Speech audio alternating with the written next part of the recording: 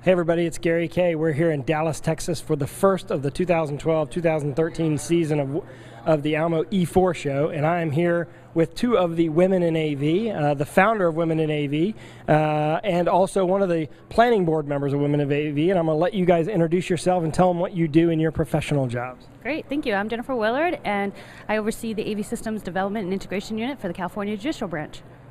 And I'm Perkins, and I do the marketing and communications for Vadio. So these are just two of the Women in AV. Women in AV has it's only about a year or so old.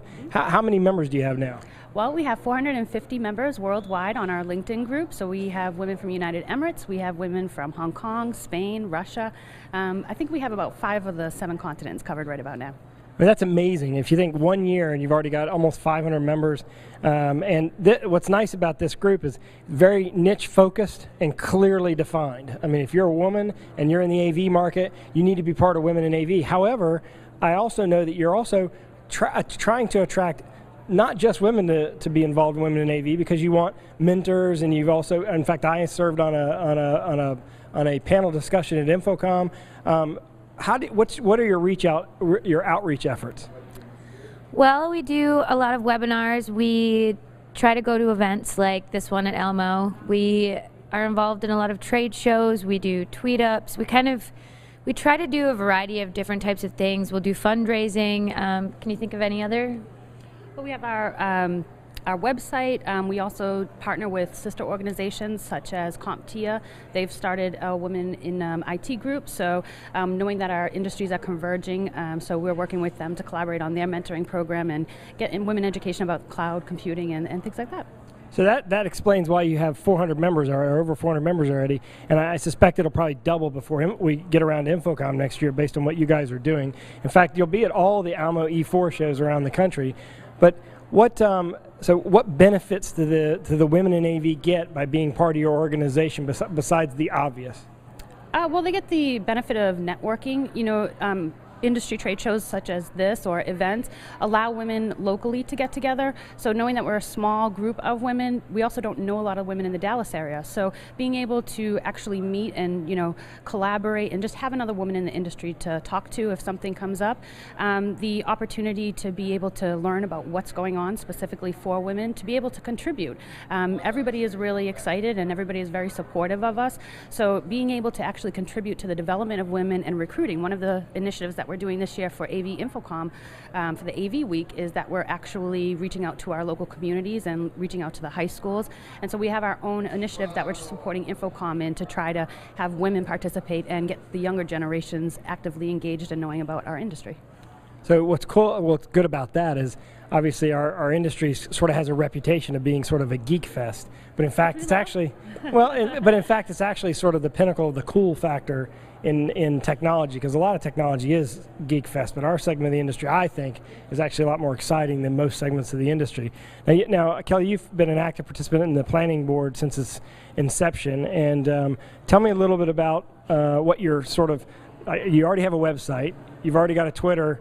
In fact, your Twitter, you guys are tweeting probably more than anybody in the industry. Everything that happens news-wise, you're tweeting, and I know between the two of you, you guys do most of the tweeting. But so it's a great way to follow sort of what's going on in the industry, whether you're a male or female. Just Women in AV. Just go to @Women in AV. But what other kind of things? I mean, you're part of the planning board. Like, what else are you going to do? Are you going to do more webinars? Are you going to be doing sessions at Infocom? In fact, you do have a session in New Jersey next month at the Alamo E4 show. Yeah, we've been doing a lot of highlighting and mentoring, but we'll continue to do events. We'll try and do more webinars. I know, this past year at Infocom, we had a luncheon, we did some classes, and I'm hoping we can do even more. I know we have some that we're planning on doing for Infocom this next year. We're really just trying to reach out there and help people as much as possible. And, I think if anybody else has any ideas, or if you want to send some suggestions our way, if you need help in any way, just let us know and maybe we can put something together. Well, that's really a sort of a shout out then. I mean, you want more members involved, but you also want to know what it is that the other women in the AV market need. I mean, what kind of support they need, whether it's mentoring, reverse mentoring, I think is the term that you guys have sort of coined there. But also, is it resources? Is it just sort of a career path advice?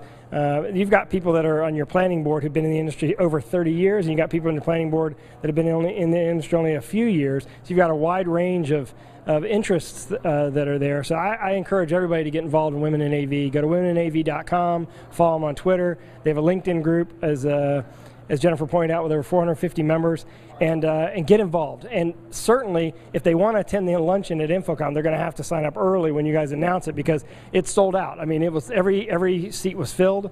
It filled up quickly. And in fact, I think you're going to have to get a larger room for next year's panel, I guess, right? I think so. We were just really happy and excited that so many people came and were interested, and thanks to everyone that was on the panel as well. And yeah, it was a huge success. It was great. Well, y'all have done a phenomenal job. Congratulations to you, Jennifer, for sort of the brain power to figure out that this is needed, and you, Kelly, and the rest of the planning board for sort of taking it to that next level and opening it up, the opportunities up for people to actually get involved. And I love the concept because it's very niche focused and it's clear what you guys are doing. So again, womeninav.com. It's Gary Kayye from Alamo E4 Show in Dallas. So one of the other ways that we're reaching out to women is that we're going to be doing a survey of the demographics. So it's something that we would really like everybody to participate and share the information. Okay. We're really trying to understand how many women are in the industry, where we're at, so that we can have a good foundation of which to take that next step forward.